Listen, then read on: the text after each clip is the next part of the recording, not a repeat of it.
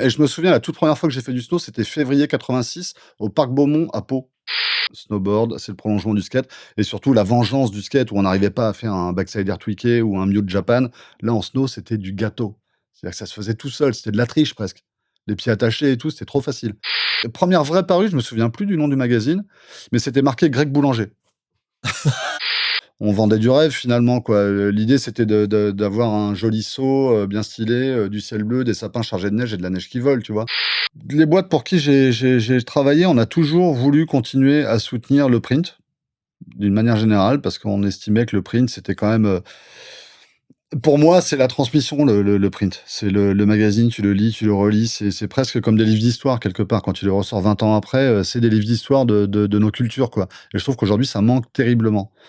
Et Alexis Josion, à l'époque, me dit: «Mais tu sais, avec ce que tu as fait là pour Globe ou pour le groupe Burton derrière, si tu réfléchis bien, regarde combien de compétences tu leur as donné, quoi». Et il me liste un peu tous les trucs et il me dit: «Ce que tu peux faire, c'est monter ton agence et derrière, eh ben, tu factures, à la presta pour divers clients et cetera». Il me dit: «À mon avis, il y a un potentiel pour ça». Mais ça, à la limite, c'est presque accessoire parce qu'on est dans des métiers de passion et moi, si je devais être rémunéré à la hauteur de mon investissement dans le truc, je serais riche. Ça me saoule, quoi. Enfin, moi, j'ai envie d'être sur le terrain avec les acteurs du truc, quoi. Avec les skateurs, avec les surfeurs, avec les snowboarders et puis faire des choses, faire du concret, quoi. Apporter quelque chose, qu'il y ait du public, qu'il y ait des gens qui regardent, que enfin, voilà.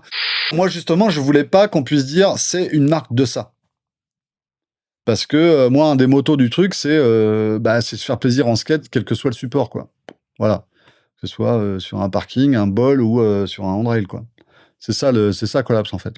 Et Collapse parce qu'on va skater a priori jusqu'à ce qu'on collapse. Souvent les collectivités ou les municipalités sont, surprises du discours qu'on peut tenir quand on parle de skatepark parce que finalement on parle très peu, du design du parc mais on parle de tout ce qu'il y a autour et de la manière dont il faut l'intégrer à la ville, de la manière dont il faut le considérer, de la manière, dont ça va générer de nouveaux skateurs et donc plus de skateurs en ville et pas du tout ça va pas du tout amener, l'arrêt du skate en ville, c'est le contraire. Et alors il y a une autre raison à ça aussi, c'est l'explosion du skateboard féminin. C'est-à-dire que si on met un skatepark comme dans les années 90 au fond derrière la déchetterie, à l'abri des regards, il s'y passe tout et n'importe quoi sauf du skate. 75 de l'activité, réseaux sociaux et cetera des jeux olympiques, c'était le skate. Alors je trouve ça complètement énorme comme chiffre. Là, c'était complètement foufou, quoi, pour nous skateurs, tu imagines, on sort de la rue des seaux d'eau, à être, le sport phare de cette édition, parce qu'on était carrément le sport phare de l'édition, quoi.